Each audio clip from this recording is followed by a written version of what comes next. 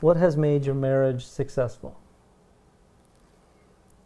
Well, I think probably the thing that uh, Winnie and I have always had is a lot of respect for each other, and I think we've really respected each other, and I've I've loved her since early on when we got acquainted, and every year it's got more and more, and until and I was thinking about this the other day, how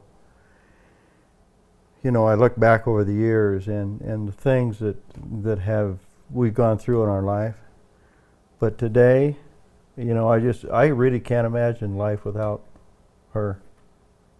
It would just be very hard. And our love has grown over the years, and to the point where I don't think either one of us could, bear to be without each other. And we enjoy doing things together. We play a lot of golf together, and truthfully, I play golf with the guys a lot, but still, I really enjoy playing golf with her. And I think she'd say the same thing. Well, I think that we're just like anybody else. I think, sure, we've had our times when we've blown up, but it didn't last very long.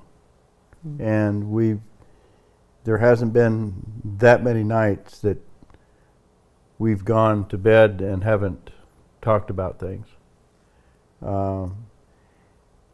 Your mom doesn't like conflict. And so she will mend a fence quicker than probably I will. Well, I've been called a workaholic, and I think, as you well know, when I get into a business, I probably micromanage more than I should, but that's the way I am. And I think when your kids were younger, I was at the job a lot. But there never was a time that I didn't want to be home. So I struggled with that balance for a lot of years.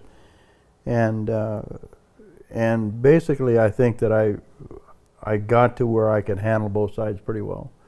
But I always wanted to be home when I could. And so if I wasn't working, I was home. So to me, my family came first. First 20 years of our marriage, there wasn't, on my part, I wasn't into the faith, and I didn't go to church. But when I gave my life to the Lord, I did change, and I not only my family seen it, other people seen it, and I had more patience, more peace in my life, and over the years, you slide and you come back, you slide and you come back, but it's something that's always been in focus, and I think that it has become an important part of our life, attending church and being part of a church has been a good part of our life. What makes you laugh, Dad?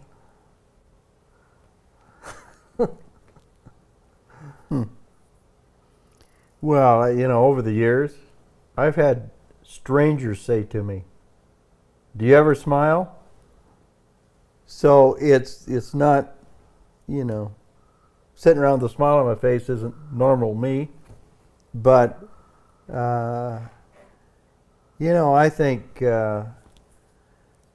I think when I get more relaxed and enjoying, like, watching a good movie or watching or being with the grandkids, that makes me, like, Seth. He's a lot of fun, and you never know what he's coming up with next. So yeah, those are the kind of things that I enjoy. So what does Mom do, Dad, that makes you laugh? Well, as you grow older, you start laughing at each other or laughing at yourself, some things that kind of goes along with older age. And, you know, we joked about her folks and we joked about my folks when they got older and some of the things that they did. And now we're looking at ourselves and laughing about us in our later years, and we forget certain things, you know, that we think we should remember. And sometimes we just sit there and laugh at ourselves about some stupid things that we do. And you know, it's age, you know, that just comes with age. And we were talking the other night about, yeah, I imagine our kids is talking about us like we talked about our folks when they got older. So, you know, it's we sit around and laugh at ourselves a lot. So it's, you know, it's the way it is. You know, it's so important to really love somebody before you get married. I mean, you got to have that respect and that love. You know, and I keep using that word respect because I think that respect and that love goes hand in hand. And I think that those are the kind of things that you kind of want to instill in your grandkids about kind of what to look for.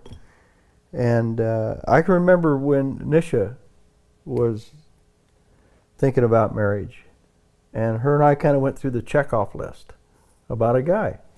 And she felt Rick pretty well made the list at a pretty high percentage. But, you know, I expect that to go on with the grandkids. Just kind of check through the list, make sure that everything is, you know, checked off. So, Dad, tell me something great that you love about Mom. Well, I go back to high school, and when I first got acquainted with your mom, you know, everybody knew her. I mean, the senior boys wanted to date her. And so, you know, so she was Miss Personality.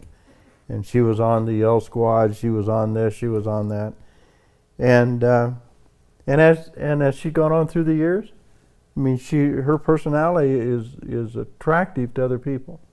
And it was very attractive to me because I was a little more shy in school than, and in fact, I was surprised she was attracted to me because I was much shyer than she was.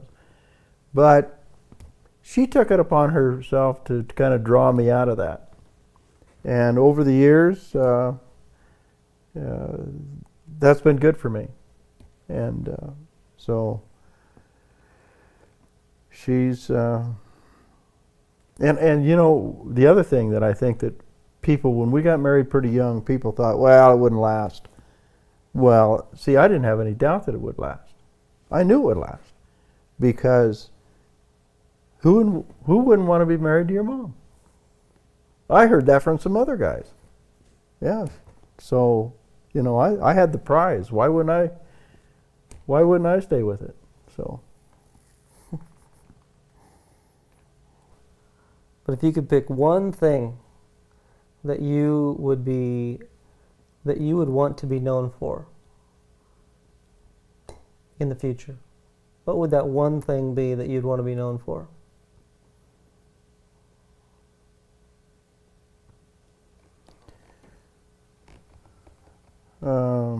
I think that probably the thing that I am more cautious of as I've gone through life is to be considered that I'm fair and that I'm honest. I think those are the two things. When I say fair, when I've employed people, I've been fair with the employee base. And honest is a critical thing in business and in your family life. And so I think those are the things that I focused on to stay with a good reputation.